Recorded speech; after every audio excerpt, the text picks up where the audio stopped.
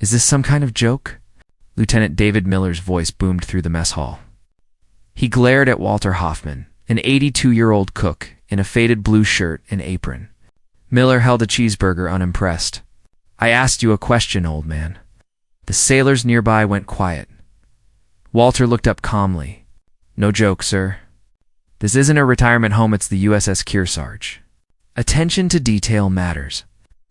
Miller sneered. You volunteering or doing court-ordered work?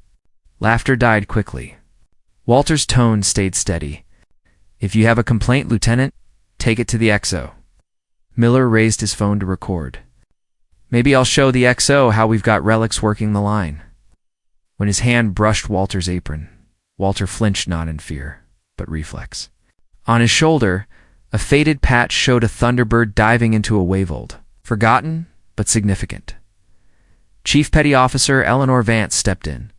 Lieutenant Miller, I think you've made your point, Miller snapped. Stay out of it, Chief. But Vance, knowing trouble when she saw it, quietly called the command duty officer, code red, non-lethal, civilian cook, Walter Hoffman. Lieutenant Miller is out of line. Wait.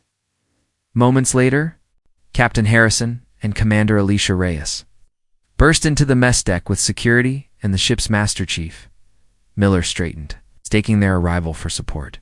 Sir, I was dealing with insubordination. Silence, Reyes hissed.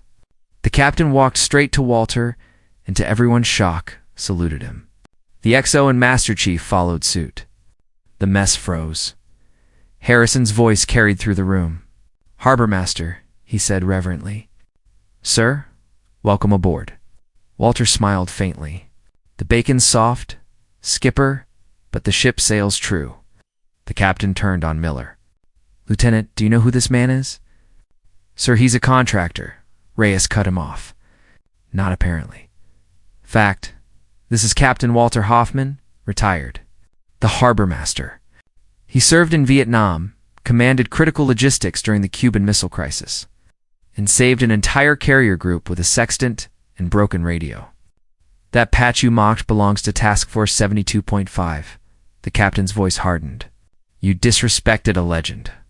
You failed as an officer and as a man.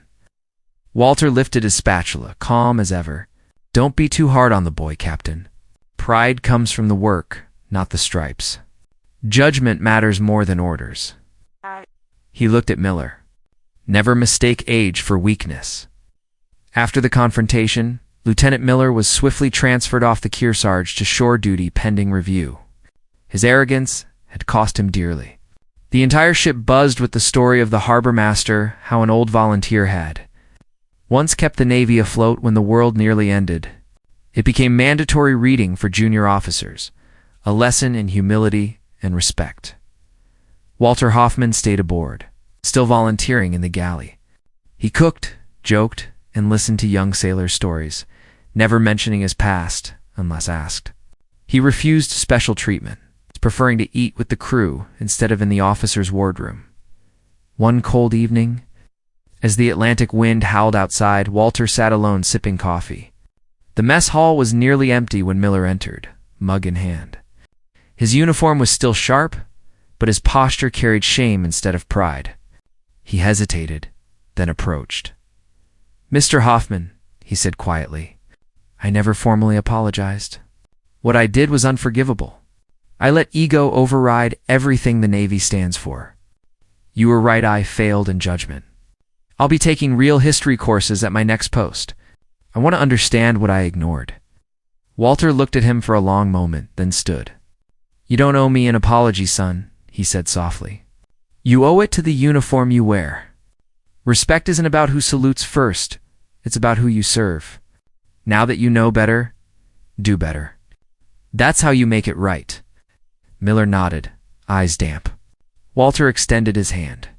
Miller shook it firmly. Good luck, Lieutenant, Walter said, with a faint smile. You've still got time to earn your own legend. As Miller left the mess hall, Walter sat again, picked up his coffee, and looked at the old spatula resting beside him. He smiled faintly, the same quiet, knowing smile of a man who'd seen the worst the sea could offer and kept going. The work, after all, was still happening.